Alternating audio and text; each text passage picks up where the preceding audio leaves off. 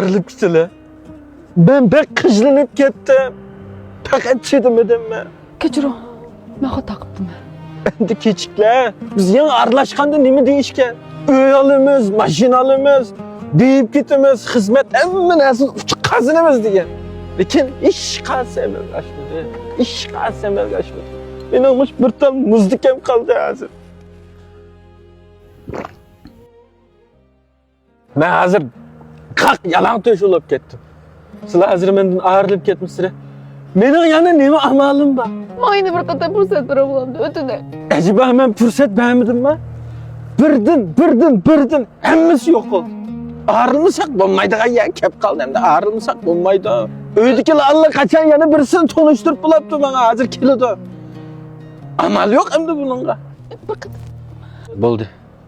Her işkilimiz, öz yolumuz bana. Uy! Ben geldim, az git olamlık yine.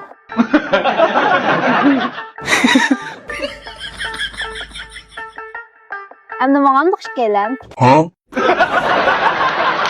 O g'azab yasurtlig'idan biz kepti-da.